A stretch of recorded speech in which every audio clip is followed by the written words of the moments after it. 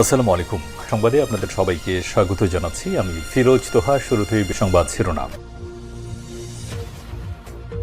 পুরোদমে Iran, Israel এবং নিরীহ ফিলিস্তিনিদের মাঝে ভয়াবহ যুদ্ধ চলছে হামলা পাল্টা হামলা।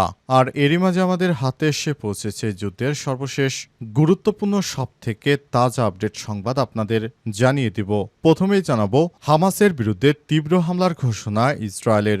যুদ্ধবিরতির আহ্বান জানালেন ডোনাল্ড ট্রাম্প। ফিলিস্তিনের স্বাধীনতাকামী সংগঠন হামাসের বিরুদ্ধে আজ তীব্র হামলা চালানোর আগে ফিলিস্তিনিদের উপর গাজায় সরে যাওয়ার নির্দেশ দিয়েছে ইসরায়েলের সেনাবাহিনী। অন্যদিকে মার্কিন প্রেসিডেন্ট ডোনাল্ড ট্রাম্প এই যুদ্ধবন্ধের আহ্বান জানিয়েছে খবর রয়টার্সের। ট্রাম্প তার ট্রুথ সোশ্যালে বলেছেন, গাজার সঙ্গে চুক্তি করুন এবং জিম্মিদের ফিরে আনুন।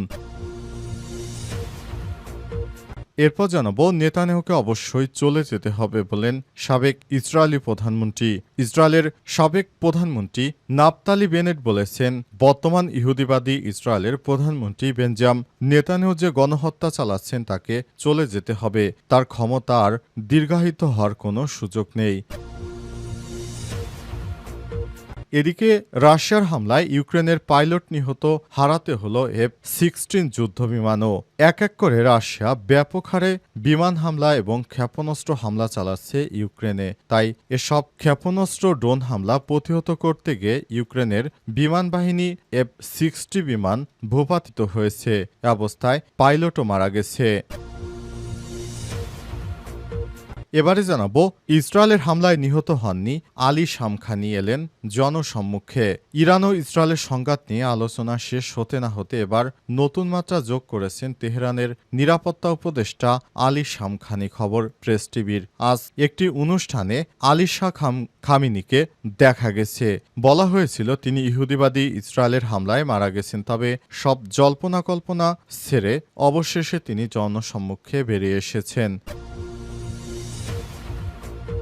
এবং সর্বশেষ জানাবো, মুরাদনগরে একজন উপদেষ্টার আশকারা পেয়ে দুষ্কৃতকারীরা অপকর্মে মেতে উঠেছে বললেন মির্জা ফখরুল। বিএনপির মহাসচিব মির্জা ফখরুল ইসলাম আলমগীর অভিযোগ করে বলেছেন, কুমিল্লার মুরাদনগরে দুর্বৃত্তরা হিন্দু ধর্মাবলম্বী এক প্রবাসীর স্ত্রীকে শ্লীলতাহানি ও নির্যাতনের ঘটনার পিছনে উপদেষ্টার আশকারা পেয়ে এই ধরনের অপকর্ম হয়েছে বলে অভিযোগ করেছেন তিনি। প্রিয় দর্শক, এতক্ষণ শুনছিলেন সংবাদ শিরোনাম, এবারে বিস্তারিত। তবে তার আগে বন্ধুরা, অনুরোধ থাকবে এই সংবাদটিতে একটি লাইক দিন। এই চ্যানেলে আপনি নতুন হয়ে থাকলে আমাদের সংবাদটি দেখতে দেখতে চ্যানেলটি সাবস্ক্রাইব করে রাখুন। কমেন্ট করে বন্ধুরা আপনার মূল্যবান মতামত জানিয়ে দিন আপনি বিশ্বের কোন দেশ থেকে বা বাংলাদেশের কোন স্থান থেকে আমাদের সংবাদটি দেখছেন এবং শুনছেন। আর বন্ধুরা, ইরান ইসরায়েল যুদ্ধে আপনি কোন দেশকে সমর্থন করেন কমেন্ট করে জানিয়ে দিন। আপনি যদি নিরীহ ফিলিস্তিনিদের ভালোবেসে থাকেন কমেন্টে ইয়েস লিখে বিশ্ববাসীকে জানিয়ে দিন। সংবাদটি আপনার সোশ্যাল মিডিয়া ফেসবুকে শেয়ার করে বন্ধুদেরও দেখার সুযোগ করে দিন। এবারে বিস্তারিত। হামাসের বিরুদ্ধে তীব্র হামলার ঘোষণা দিল ইহুদিবাদী ইসরায়েল। যুদ্ধবিরতির আহ্বান জানালেন ডোনাল্ড ট্রাম্প। ফিলিস্তিনের স্বাধীনতাকামী সশস্ত্র সংগঠন হামাসের বিরুদ্ধে আজ তীব্র হামলা চালানোর আগে ফিলিস্তিনিদের উত্তর গাজায় সরে যাওয়ার নির্দেশ দিয়েছে ইসরায়েলের সেনাবাহিনী। অন্যদিকে মার্কিন প্রেসিডেন্ট ডোনাল্ড ট্রাম্প এই যুদ্ধবন্ধের আহ্বান জানিয়েছেন খবর রয়টার্সের। আজ ট্রাম্প তার ট্রুথ সোশ্যালে বলেছেন, গাজার সঙ্গে চুক্তি করুন এবং জিম্মিদের ফিরে আনুন। ইসরায়েলের প্রধানমন্ত্রী বেঞ্জামিন নেতানিয়াহু দিনের শেষ অংশে আগ্রাসন নিয়ে আপডেটের তথ্য জানানোর কথা রয়েছে। তবে একজন সিনিয়র কর্মকর্তা বলেছেন, এতে ইসরায়েলের সেনাবাহিনীর পক্ষ থেকে বলা হবে গাজায় নতুন করে অভিযান শুরু করলে জিম্মিদের জন্য ভয়াবহ পরিণতি ডেকে আনতে পারে। এমন পরিস্থিতির মধ্যে এক্স পোস্টে বিবৃতি দেয় এবং অনেক বাসিন্দাদের টেক্সট মেসেজের মাধ্যমে উত্তর অঞ্চল থেকে দক্ষিণের খান ইউনুসের আল মাওয়াশি অঞ্চলে সরে যাওয়ার নির্দেশনা দেওয়া হয়েছে। ওই অঞ্চলে ইসরায়েলি মানবিক অঞ্চল হিসেবে ঘোষণা করেছে। তবে ফিলিস্তিন ও জাতিসংঘের কর্মকর্তারা জানিয়েছেন, গাজায় কোনো নিরাপদ অঞ্চল নেই। এক বিবৃতিতে ইসরায়েল সেনাবাহিনী জানিয়েছে, নতুন করে আবারও সন্ত্রাসী সংগঠনের বিরুদ্ধে অভিযান শুরু হবে। সব অভিযান আরও তীব্রতর হতে পারে। ফিলিস্তিনের সরে যাওয়ার স্থানগুলোর মধ্যে রয়েছে জাবালিয়া এবং গাজার অধিকাংশ এলাকা। মেডিকেল কর্মী এবং বাসিন্দারা জানিয়েছে, কয়েক ঘন্টার আগে ইসরায়েল সেনাবাহিনীর বোমা হামলায় জাবালিয়াতে একাধিক বাড়িঘর ধ্বংস হয়েছে এবং অন্তত 6 জন নিহত হয়েছে। নেতানিয়াহুকে অবশ্যই চলে যেতে হবে বললেন সাবেক ইসরায়েলি প্রধানমন্ত্রী। ইসরায়েলের প্রধানমন্ত্রী বেঞ্জামিন নেতানিয়াহুকে পদত্যাগ করতে হবে বলে মন্তব্য করেছেন সাবেক প্রধানমন্ত্রী নাফতালি বেনেট। আজ এক টেলিভিশন সাক্ষাৎকারে তিনি এই মন্তব্য করেছেন। তবে দেশের সবচেয়ে দীর্ঘ এই নেতার সঙ্গে নির্বাচনের প্রতিদ্বন্দ্বিতা করবেন কিনা সে বিষয়ে কিছু জানাননি তিনি। আরব নিউজের খবরে বলা হয়েছে, আজ ইসরায়েলের চ্যানেল 12-তে দেওয়া সাক্ষাৎকারে সাবেক প্রধানমন্ত্রী বেনেট বলেছেন, 20 বছর ধরে ক্ষমতায় আছেন নেতানিয়াহু, যা অনেক বেশি সময়। এটা ঠিক নয়। ইসরায়েলি সমাজে যে বিভাজন তৈরি হয়েছে তার জন্য নেতানিয়াহুর উপর বড় দায় বর্তায়। তিনি আরও জানান, নেতানিয়াহুর শক্তিশালী সমর্থক রয়েছে ঠিকই, তবে একই সঙ্গে রয়েছে তীব্র বিরোধিতাও। বিশেষ করে গাজা যুদ্ধের পর থেকে নেতানিয়াহুর বিরুদ্ধে অন্তত লক্ষ লক্ষ মানুষ মাঠে নেমেছে। 2023 সালের অক্টোবর থেকে তার নেতৃত্ব নিয়ে প্রশ্ন উঠেছে, তবে অনেকেই তার পদত্যাগ দাবি করছেন। নেতানিয়াহুকে অবশ্যই চলে যেতে হবে। ডানপন্থী এই নেতা 2021 সালে নেতানিয়াহুর সমালোচকদের সঙ্গে যোগ দিয়ে একটি জোট গঠন করেছিলেন, যা টানা 12 বছর ধরে প্রধানমন্ত্রিত্ব থেকে নেতানিয়াহুকে উৎখাত করেছিলেন। তবে বেনেট ও বর্তমান বিরোধীয় নেতা ইয়ার লাপিদ মিলে যে নাজুক জোট গঠন করেছে তা প্রায় 1 বছর পরে ভেঙে পড়ে। এরপর অনুষ্ঠিত আগাম নির্বাচনে কট্টর ডানপন্থী ও অতি অর্থোডক্স ইহুদি দলগুলো সমর্থনে নেতানিয়াহু আবার প্রধানমন্ত্রীর পদ ফিরে আসেন। রাজনীতি থেকে বিরতি নেওয়া বেনেটের ফিরে আসার গুঞ্জন উঠেছে। জনমত জরিপ থেকে দেখা যাচ্ছে, নেতানিয়াহুকে আবার ক্ষমতাচ্যুত করার জন্য তার যথেষ্ট সমর্থন রয়েছে। রুশ হামলায় ইউক্রেনের পাইলট নিহত, হারাতে হলো F-16 যুদ্ধবিমানও।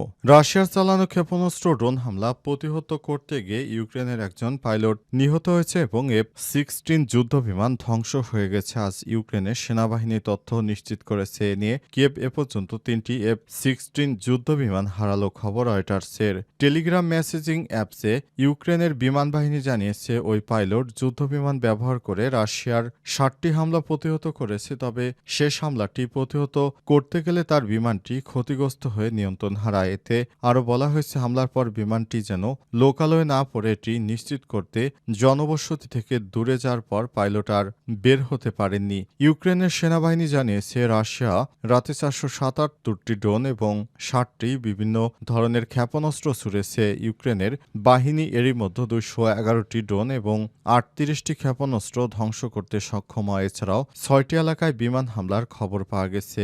একের পর এক বিমান হামলা চালিয়ে যাচ্ছে রাশিয়া। রাশিয়ার একটি বিমান হামলা এবং ক্ষেপণাস্ত্র হামলায় ইউক্রেনের অবস্থা খুবই কাহিল হয়ে পড়েছে। অবস্থায় ইউক্রেন পুরো ইউরোপীয় ইউনিয়নের কাছে গিয়ে সহায়তা চাইছে, কিন্তু কেউই এই ইউক্রেনকে এখন আর আগের মতো সহায়তা করছে না। এ অবস্থায় ইউক্রেন রাশিয়ার সঙ্গে যুদ্ধবিরতিতে যায় সব থেকে ভালো। তবে ইউক্রেনের বর্তমান প্রেসিডেন্ট ভ্লাদিমির পুতিন তিনি কখনোই রাশিয়ার প্রেসিডেন্টের সঙ্গে সমঝোতা করবেন না, এমনটা জানিয়েছেন তিনি। তাহলে কি ইউক্রেন অবশ্যই দখল হয়ে যাবে রাশিয়ার অধীনে, বা রাশিয়া তো ঘোষণাই দিয়েছে তারা পুরো ইউক্রেন দখল করতে চায়। তাহলে শেষ পর্যন্ত কি হবে সেটি এখনো স্পষ্ট নয়।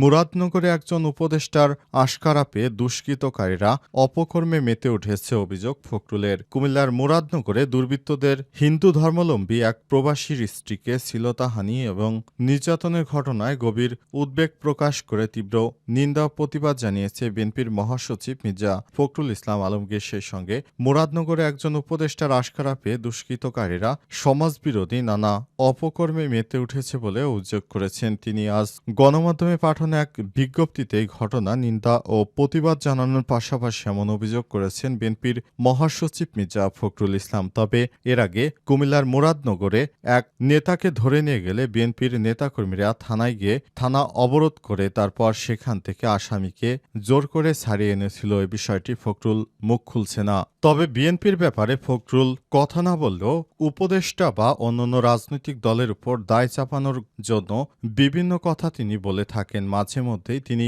বিভিন্ন কথাবার্তা বলেন। বিবৃতিতে তিনি বলেন, ফ্যাসিবাদী আমলের মতো নিজেরাই সংখ্যালঘুদের ঘরবাড়ি দখল এবং নির্যাতন করে অন্যের ঘাড়ে দোষ চাপানোর ধারাবাহিকতা এখনো চলছে। ওই এলাকার একজন উপদেষ্টা নিজের স্বার্থ সিদ্ধির জন্য মুরাদনগরে ক্রমাগত ক্ষমতার অপব্যবহার করে যাচ্ছেন। দুষ্কৃতকারীরা আশকারা পেয়ে সমাজবিরোধী নানা অপকর্মে মেতে উঠছে, আর এক্ষেত্রে তারা দেশ বিদেশ থেকে অবিরাম মদত পাচ্ছে। বিবৃতিতে মির্জা ফখরুল আরও বলেছেন, উপদেষ্টা যদি জনসেবায় চেয়ে আত্মসেবাতেই বেশি ব্যস্ত হয়ে থাকেন তাহলে এলাকায় শান্তি বিঘ্নিত হবে। মুরাদনগরের বাসিন্দা উপদেষ্টা হওয়ার পর থেকে আওয়ামী এমপিদের মতো এলাকায় আধিপত্য প্রভাব বিস্তারে ব্যস্ত রয়েছেন তিনি। বিএনপির মহাসচিব অভিযোগ করে বলেছেন, মুরাদনগরে হিন্দু ধর্মাবলম্বী নারীর শ্লীলতাহানি এবং সহিংসতা মনুষ্যত্বহীন মানবিক পাশাপাশি এই মহল বিশেষ রাজনৈতিক লক্ষ্য পূরণে অভিসন্ধ। আবারও সাম্প্রদায়িক সম্প্রীতি বিনষ্ট করে রাজনৈতিক ফায়দা লুটার আওয়ামী নোংরা কৌশলেরই পুনরাবৃত্তি হতে দেখা যাচ্ছে। হাসিনা পতনের পরেও আমাদের চিরচেনা সেই সম্প্রীতির ঐতিহ্যকে ফিরিয়ে না এনে বরং বিনষ্ট করা হচ্ছে রাজনৈতিক উদ্দেশ্য সাধনের জন্য।